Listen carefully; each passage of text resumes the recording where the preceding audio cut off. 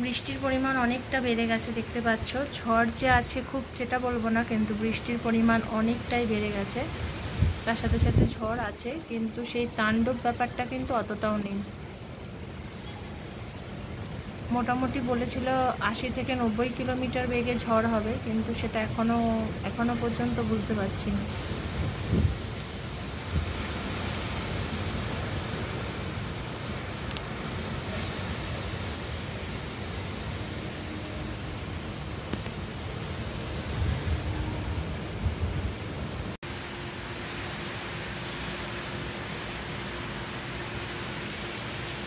সবাই ঘুমিয়ে পড়েছে, আমি দেখবো বলে দাঁড়িয়ে আছি, জানো তো। ইচ্ছা করছে যে আমি দেখি কতটা খারাপ পরিস্থিতি হচ্ছে। এখন মারাত্মক লেভেলের বৃষ্টি হচ্ছে, ছাদটা কিছু কিছু সময় দিক দিয়ে আসছে, সব সময় নয়। তাই জানলাটা খুলে আর কি দেখতে পাচ্ছি। এখন বাজে 11:40, আর এই সময় প্রকোপটা অনেক বেশি হচ্ছে। মোবাইলে ধরা পড়বে না, কিন্তু অদ্ভুত রকম বৃষ্টি হচ্ছে দেখতেছি তোমাদের। তো এই দেখো বৃষ্টিটা দেখো, হাওয়ার চোটে বৃষ্টিটা কেমন যেন হয়ে যাচ্ছে, এদিক ওদিক সরে যাচ্ছে। প্রবল বৃষ্টি হচ্ছে।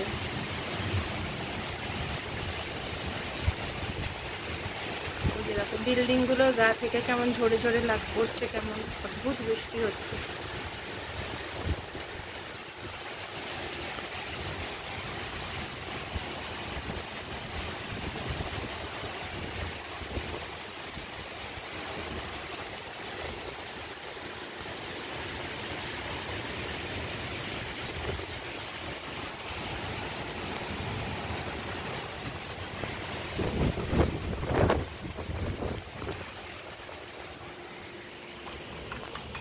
যদি এরকম তাণ্ডব হয় তাহলে সুন্দরবন এলাকায় কি হচ্ছে বলো তো।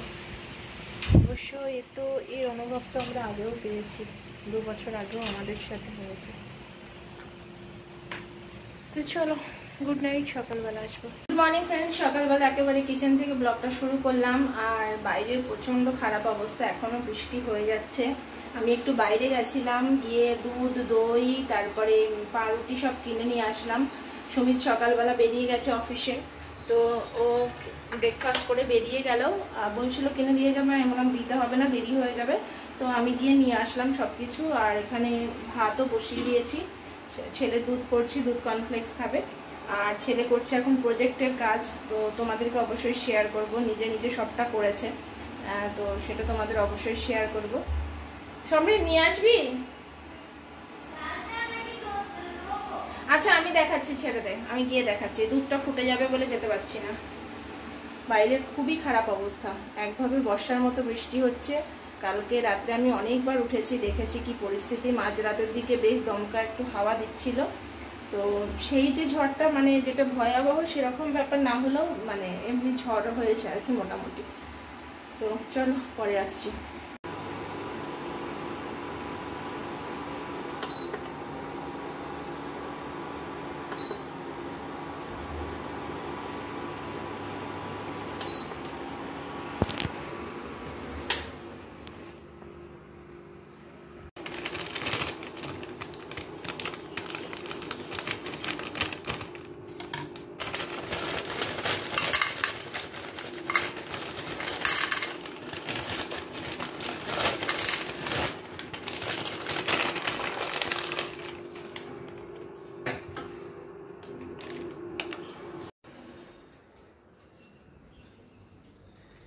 নাও খেয়ে নাও, ধরো খেয়ে নাও। আর ওর প্রজেক্ট এবার তোমাদের একটু শেয়ার করে দিই। এই যে ওদের রোবোটিক্স সাবজেক্টে এই যে দেখিয়েছিল যে এই রকম ভাবে বানাতে হবে। তো এই যে ও বানিয়েছে কালকে, পুরো নিজে বানিয়েছে, একটুও কারোর হেল্প নেয়নি, দেখতে পাচ্ছ। আর এটা বানিয়েছে, এটাও একটা এই যে কালার পেপার কেটে এটাকে বানাতে হবে। তো এটা এখন সকালবেলা বসে বসে এটা বানালো। আর এই যে রাত্রেবেলা এটা বানিয়েছে। এটা ব্লুর কালারটা একটু অন্য, একটু ভালো হতো, আর একটু ভালো হতো। ঠিক আছে, তুমি রোবোটিক্সের খাতাটার মতো ঢুকিয়ে রেখে দাও। এটা ঢুকিয়ে রেখে দাও, আর একটা পেপার কাটিং করলে তখন ওটাও করে নেবে। ঠিক আছে। রেখে দাও। আর এটা তো ওর এত পছন্দ হয়েছে, বলছে বাবা এটা আমি আরেকটা বানিয়ে রেখে দেবো, তুমি আমাকে জেরক্স করে এনে দেবে। এটাকে বেশ সুন্দর সুন্দর করে এরকম মুড়িয়ে মুড়িয়ে বানিয়ে তারপর আঠা দিয়ে করতে হবে। জাস্ট ওরা এরকম শেপগুলো দিয়ে দিয়েছিল স্কুল থেকে, যে মানে জেরক্স করে নিতে হয়েছে, নিয়ে এইভাবে ওকে মানে স্ট্রাকচারটা বানাতে হয়েছে।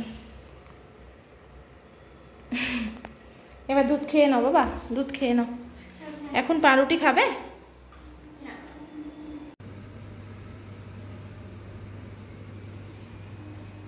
অতিথি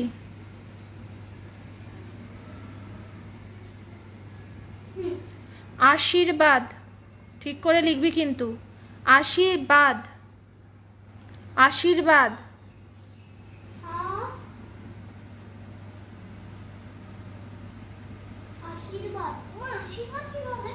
আশি বানান কি? হস্যি? হ্যাঁ হস্যি না হলে তো দীর্ঘি হবে, তাই না? একটু হাস, মুখটা তোল। তোকে আমি পড়তে বললে তুই বিন্দু মাত্র পড়তে চাইছিস না, ধরিয়ে দিচ্ছিস বইটা। বাদ বানান কি? বাদ শুধু বয়াকার দ? রফলা কোথা থেকে আসবে এখানে?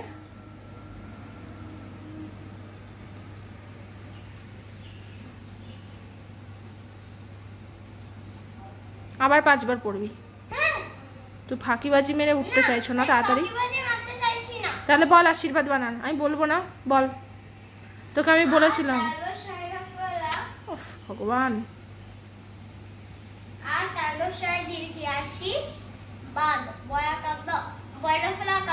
রফলা নয় সমৃদ্ধ, ওটাকে কি বলে ঠিক করে বল। মাথায় যেতে হয়? হ্যাঁ ওটাকে কি বলে? বয়রেপ, ওটাকে রেপ বলে। বয়রেপ আকার দ।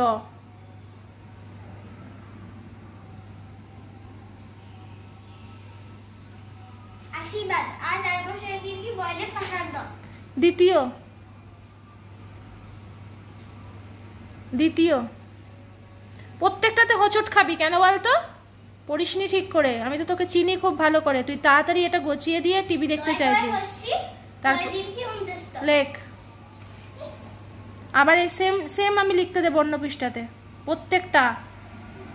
বাইরে যে কি ভয়ঙ্কর হাওয়া হচ্ছে আর তার সাথে বৃষ্টি। দেখো দেখো মারাত্মক হাওয়া আর বৃষ্টি। আর এরকম বৃষ্টি যদি সারাদিন চলতে থাকে যে কোনো নিচু জায়গাগুলোতে বন্যা হয়ে যাবে।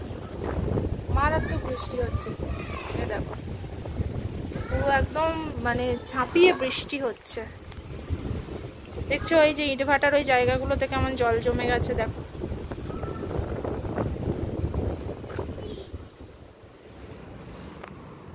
দক্ষিণ পশ্চিমে ছাট হওয়ার জন্য বারে বারে দেখো এই মানে বারান্দাটা বারবার জল ছেঁচে যাচ্ছে, আবারও জল ভর্তি হয়ে যাচ্ছে। আসলে বারান্দাটা তো সবসময় দরকার, যেখানে বেসিনটা বাইরে আছে সবসময়ই হাত ধুতে লাগে। তো আবার দেখো ছাঁচতে হবে। এই কিছুক্ষণ আগে ছেঁচে দিলাম, আবার ভর্তি হয়ে গেছে। খুলে গেছে ছাতার এই শিক থেকে এটা, কিন্তু এটাকে সেলাই না করলে হবে না। এটা খুলেছে আর ওদিকে ওটা খুলেছে, এই দুটো খুলে গেছে। এটাকে করে নি।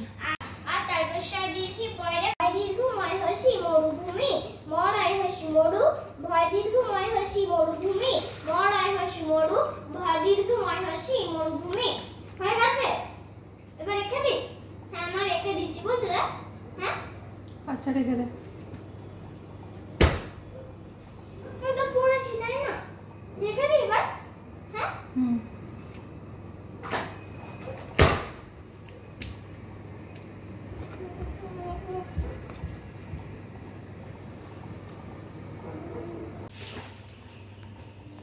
দেখো ঠিক করে নিয়েছি। এই যে দুটো জায়গায় একটু খারাপ হয়ে মানে ছিঁড়ে ছিঁড়ে গেছিল, সেগুলো একটু মানে সেলাইটা খুলে গেছিল আর কি, সেগুলো ঠিক করে নিয়েছি। দোকানে নিয়ে যেতে গেলেও তো সময় লাগে না, সময় পাচ্ছে না, তো ভাবলাম বাড়িতেই করে দিয়ে আজকে যখন সময় আছে। তো চলো। এই দেখো পরিয়ামের এই জায়গাটা পুরো জল আটকে আছে বোধহয়। এই দেখো পুরো জল জমে গেছে। এই দেখো পুরো জল জমে আছে, মনে হয় জল বেরোনোর মুখটা আটকে আছে বোধহয়, এই জন্য জল বেরোতে পারছে না।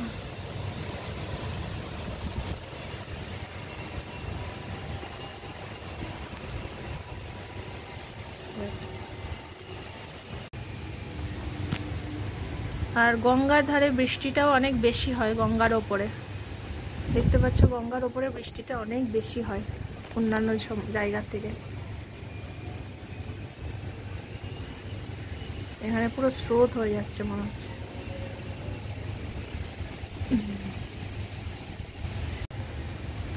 এখানে পুরো স্রোত হচ্ছে, একদম কুয়াশার মতো বৃষ্টি হচ্ছে গঙ্গার ওপরে।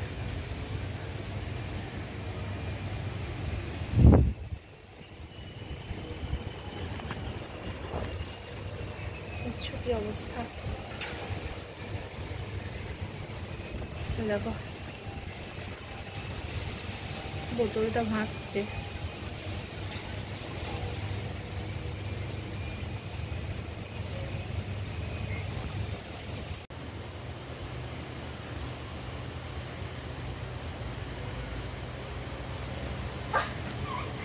ওই জায়গাটা দেখো, সব নৌকাগুলো দাঁড় করানো আছে, মনে হচ্ছে যে পর্যটকরা বোধহয় এখন এই নৌকাতে করে ঘুরতে যাবে। দেখো নৌকাগুলোকে সব দাঁড় করিয়ে রেখেছে, এত সুন্দর লাগছে দেখে, মনে হচ্ছে পর্যটকরা এখন ঘুরতে যাবে নৌকা করে।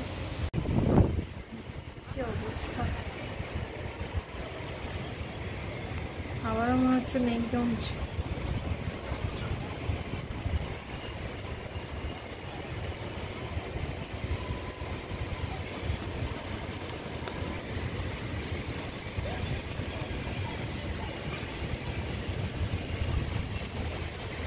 সকালবেলা ঘুম থেকে উঠেই সুমিতকে বললাম আজকে অফিস যেতে হবে না, কথা শুনলো না, বললো এরকম বৃষ্টি তো বর্ষাকালে প্রায়শই হবে, সকালে বৃষ্টিটা অনেকটাই কম ছিল, অত সময় তো ওটা না আমার লাগছে। দেখো সকাল তো অনেকটাই বৃষ্টিটা সকালবেলা কম ছিল, তখন বললাম যে যেও না আজকে, কালকে যেও না, আজকেই যেতে হবে। বললো না তো বৃষ্টি এরকম তো চলতেই থাকবে, বর্ষাকালে কি সবসময়, তা বলে কি ঘরে থাকবো, বলে গেল। তারপরে দুপুরে খেয়ে দিয়ে বেরিয়ে এসেছে, অর্ধেক বাস বন্ধ, ট্রেন পাওয়া যাচ্ছে না, জঘন্য অবস্থা।